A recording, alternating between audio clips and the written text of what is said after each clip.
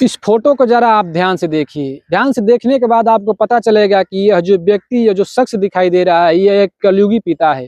दरअसल इस शख्स ने अपने 30 वर्ष के बेटे को कत्ल इसलिए कर दिया क्योंकि उसके बेटे को यह मालूम हो गया था कि उसके पिता का उसकी पत्नी के साथ नाजायज संबंध है।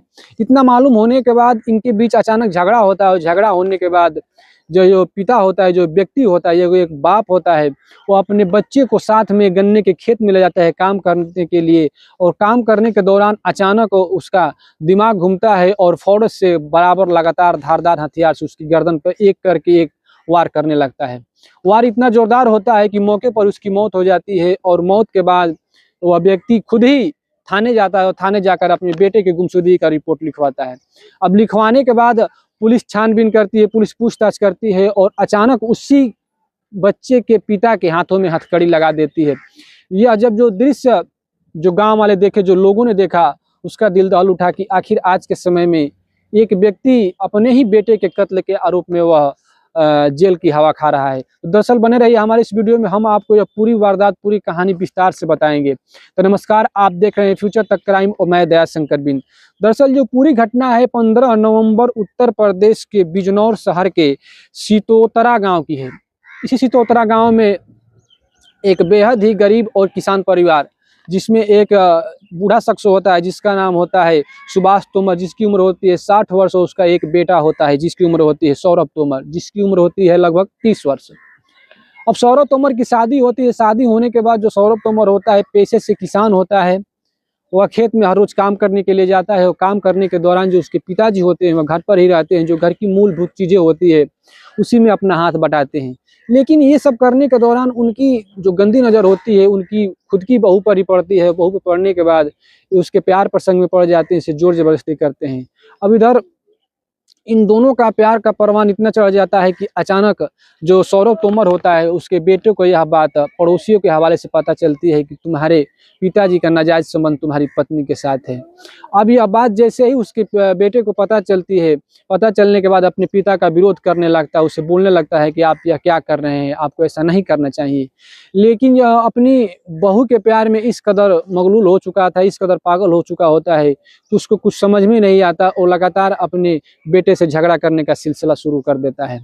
अभी एक दिन जो झगड़ा होता है वह होता है 12 नवंबर 2025।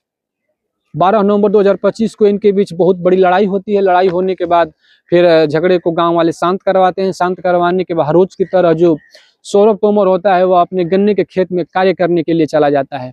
अब पीछे से इसका पिता आग बबूला होकर उसी झगड़े को, रंजिश को लेकर पीछे से जाता है और जाने के बाद एक एक करके धारदार हथियार से, फोड़े से वार करने लगता है। इतना वार जबरदस्त होता है और इतना तेज होता है कि मौके पर ही जो सौरभ तोमर होता है उसकी मौत हो जाती है। मौत होने के बाद उसकी लाश को वहीं पे फेंक वह घर आता है और घर आने के बाद वो अपनी बहू से कहता है कि मैं खेत में गन्ने के गया था लेकिन वहाँ पे सौरभ मिला नहीं।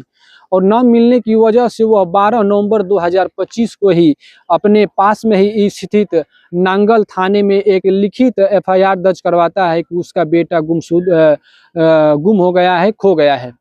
इसके बाद पुलिस वाले छानबीन करते हैं। छानबीन करने के बाद 3 दिन के बाद उसकी अचानक उसी गन्ने के खेत में धारदार हथियार से गले पर वार किए हुए लाश मिलती है। ग्रामीण जो गांव के लोग होते हैं वो इकट्ठा होते हैं और इकट्ठा होने के बाद उसकी जो अंतिम संस्कार की तैयारियां होती है वो जोरों शोरों से चल रही होती है। अब गांव वालों के इधर ये था कि जो 3 दिन पहले बच्चा लापता हुआ था, हो सकता है कि इसे कोई जंगली जानवर खींच के ले गया हो, तेंदुआ जैसे, और इसकी गर्दन पर वार किया हो जिसके चलते मौत हो गई है। लेकिन उसी गांव में कुछ व्यक्तियों को संदेह होता है कि यह जो तेंदुआ या किसी जानवर का हमला किया हुआ नहीं, बल्कि यह धारदार हथियार से किसी ने इस सौरभ तोमर का कत्ल किया है, गला काटा है। अब यह बात फौरन पुलिस को सूचना दी जाती है और पुलिस आती है फौरन मौके पर, और मौके पर आने के बाद उसकी लाश को पोस्टमार्टम के लिए भेज दिया जाता है। और पोस्टमार्टम के बाद जो रिपोर्ट आती है वह बाकायदा चौंकाने वाली होती है। पोस्टमार्टम में यह साफ साफ लिखा होता है कि जो सौरभ तोमर की हत्या की गई थी बल्कि किसी जानवर ने नहीं, बल्कि किसी शख्स ने धारदार हथियार से मार कर की थी। अब पुलिस के कान खड़े होते हैं और खड़े होने के बाद उसके पिताजी और उसकी पत्नी से पुलिस वाले बयान लेते हैं कि आखिर आप लोगों का किस व्यक्ति से, किस आसपास पड़ोसी से किसी से झगड़ा तो नहीं हुआ था। जो पत्नी उसकी होती है बताती है कि झगड़ा तो इनके पिताजी से हुआ था और पिताजी से जिस दिन से झगड़ा हुआ उसी दिन से वो लापता हो गए हैं।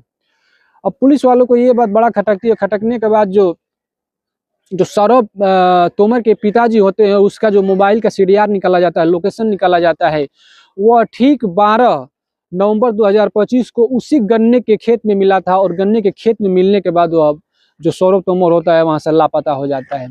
उसी के आधार पर उसके पिता को उठाने के बाद उससे पूछताछ कड़ी की जाती है। पूछताछ करने के बाद जो उसके पिता ने अपने बयान में लिखित दिया है कि हाँ मैंने ही अपने बेटे का कत्ल किया है, और कत्ल करने के बाद उसके शव को उसी गन्ने के खेत में फेंक दिया। और गांव आकर जो गांव वालों से मैंने कहानी बनाई कि हमारा बेटा 12 नवंबर 2025 को ही गन्ने के खेत में काम कर रहा था और उस दौरान लगता है कि उसे जानवर घसीट ले गए और ले जाकर उसे खा गए, उसको जान से मार दिए। लेकिन जब ये वारदात को मैंने तब अंजाम दिया जब मैं उसकी पत्नी यानी कि अपनी बहू से प्रेम प्रसंग में पड़ गया था और उसका वह विरोध कर रहा था, जो यह बात हमें नागवार गुजरी और उसके चलते मैंने अपने बेटे का कत्ल कर दिया। अब आते हैं आज की कहानी, तो बस यहीं पे ख़त्म हो गई। और आते हैं कि आज के समय में तो हमने बहुत से वीडियो देखे, बहुत से अखबारों में पढ़ते हैं, बहुत से न्यूज़ देखते हैं कि एक माँ ने अपने बेटे का कत्ल किया। लेकिन बहुत दिनों के बाद यह खबर आई है कि एक पिता ने अपने बहू के प्रेम प्रसंग में पड़कर, बहू के प्यार में पागल होकर अपने 30 वर्ष के बेटे का बेरहमी तरीके से, दर्दनाक तरीके से मौत के घाट उतार दिया। तो आज की कहानी में बस इतना ही। और ऐसे ही कहानी देखने के लिए, ऐसे ही क्राइम की स्टोरी देखने के लिए हमारे चैनल को आप लोग लाइक कीजिए, सपोर्ट कीजिए। और हाँ, कमेंट सेक्शन में आप हमें ज़रूर बताएं कि यह कहानी आपको कैसी लगी।